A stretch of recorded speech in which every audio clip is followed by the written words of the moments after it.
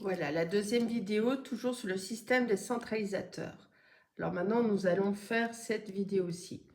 On va clôturer tous les comptes, on va les solder. Ensuite, on va calculer la différence entre les charges et les produits afin de déterminer si on a une perte ou si on a un profit. Et on va dresser un nouveau bilan. Alors, pour la clôture des comptes, on avait déjà fait en partie.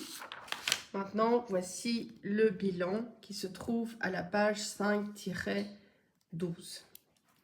Voici pour l'actif. Alors, tout d'abord, j'ai été chercher le solde du compte banque.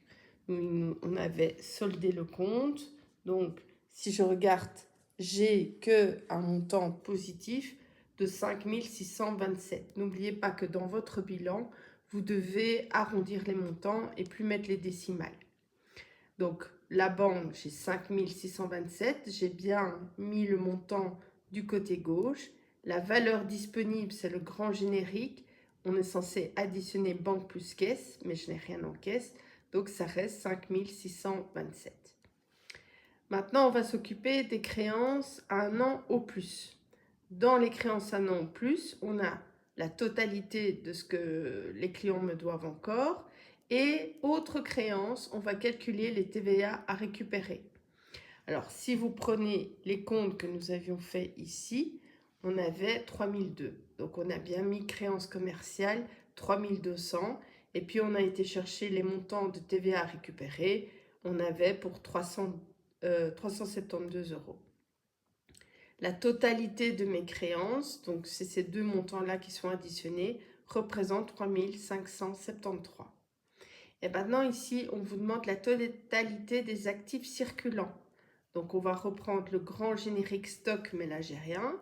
Le grand générique créance à un an au plus, j'ai ce montant-ci. Et puis les valeurs disponibles. Alors vous les voyez parce qu'elles sont mises en retrait par rapport au petit titre. Donc je prends mes trois montants, je les additionne, j'arrive à 9200. Pardon. Donc la totalité de mon actif fait 9200 euros. En sachant que le passif fera automatiquement le même montant, je reporte déjà le montant au total global. Maintenant, je vais calculer toutes les dettes à un an au plus. Alors, des dettes financières, je n'en ai pas vu dans mon exercice. Par contre, j'avais des dettes commerciales. Ça, c'est la totalité des fournisseurs. Représente 4718. Et puis, je vais calculer également la totalité de la TVA à payer. J'en ai pour 542. L'un plus l'autre fera le montant que je dois mettre en dette à un an en plus, donc 5260. Ensuite, on va regarder, on n'avait pas de dette à plus d'un an, donc le montant reste vide. Et maintenant, on me demande la totalité des dettes. Donc pour faire ça, on devrait additionner ce montant ici, plus celui-là. Comme il n'y a rien, ça reste le même montant, 5260. Pour calculer le bénéfice reporté, on va devoir mettre la totalité de mes charges. Donc le compte 604 représentait 3 527,55 euros. Et la totalité des produits, donc mon compte 700, représente 5 236,57. On voit qu'on a vendu plus qu'on a acheté. Donc on a bien un bénéfice. Et la différence, donc ça moins ça, fait bien 1709,02. Mais je rappelle qu'on ne met pas les décimales dans le bilan, donc on va copier simplement que mon bénéfice reporté est de 1709 euros.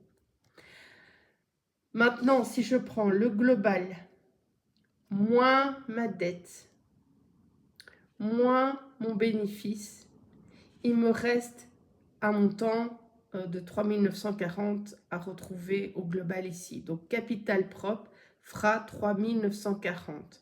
Et pour connaître l'inconnu, il suffisait de faire ce montant-là, moins celui-là. Donc, la différence fera 2231. Donc, si je prends ma calculatrice, que je ne trouve pas, enfin, je vous laisse faire le calcul. Ah, voilà. Donc, j'avais fait le petit calcul pour vous. Donc, j'ai un montant, c'est pas facile en faisant mon calcul là. Donc, ça fait 9200, je n'y arriverai pas, je pense pas. Donc, je vais vous laisser le faire avec moi en classe, mais donc pour vous montrer comment il fallait connaître la valeur des apports disponibles ici. C'est simplement en remontant dans l'autre sens. Vous avez forcément un montant qui manque.